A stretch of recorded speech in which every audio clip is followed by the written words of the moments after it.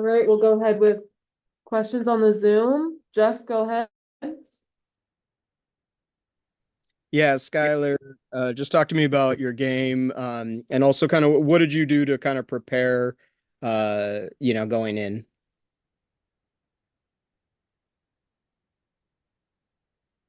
I was just trying to be aggressive for the team. I was just trying to be aggressive, take my opportunities when I could. Um, it was opening up for me in the first team got me involved early, and so I was just trying to stay steady with that duality of trying to be aggressive for my team and also kind of distribute and make some plays happen. And Jewell, what was kind of the difference in the second half? Obviously, you guys kind of dominated in the first half. I know Ryan Howard got going a lot, but beyond Howard, maybe what are some things that stand out to you? No, I mean, I said in the timeout, I think they raised their level and we kind of stayed at ours for a little bit. But I think that's the flow of basketball. People go on runs. We're right in this game. It's one possession, and obviously that's not just that wins the game to lose the game. So for us, it's making sure that, we're able to look at this and see what we could do to improve the couple plays, couple possessions, and then use that to be better for the next game.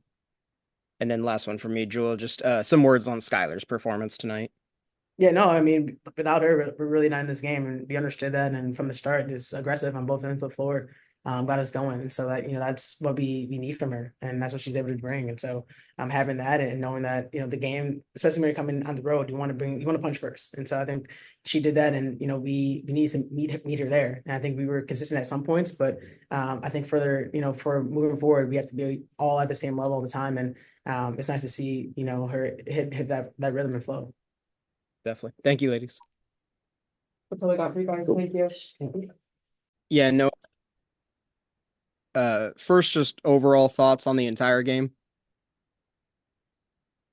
The entire game, I mean, ebbs and flows. I don't, we allowed 50 plus points in the second half, and we're on the road, playing against a team who is very hungry.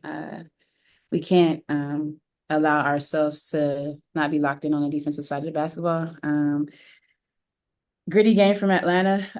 For us, I thought we're a little bit off kilter with certain points of the game. But overall, very good effort from Atlanta. Not a great effort from us. Still a winnable game. Obviously Ryan Howard got really hot in the second half. But beyond that, what are some things that maybe stand out, and specifically in the second half? I believe they outscored you by 14.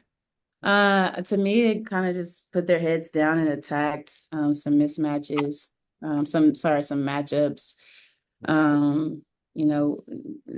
Not great execution from us on the offensive end when they're kind of making their run. But really, individually, I think, just kind of taking it to us, getting to the rim and being very aggressive. One of the bright spots, obviously, is Skylar. I believe it's a season high, but she was fantastic. 29 points tonight. Just talk about Skylar's performance. The work that she's put in the last few weeks, it's been major. She didn't take a lot of days off. She was in the gym very early and just kind of getting herself in alignment in her game to a comfort level that she knows that she can get to. And I thought she was aggressive to start the game. I thought she got good looks, good reads, and had a very good flow to herself in her game. And it is definitely the work definitely translated to this first game. Is it difficult to go from that at the very end of the game, kind of like that emotional high when Jewell makes the three, and then unfortunately Tina then scores right away on the other end?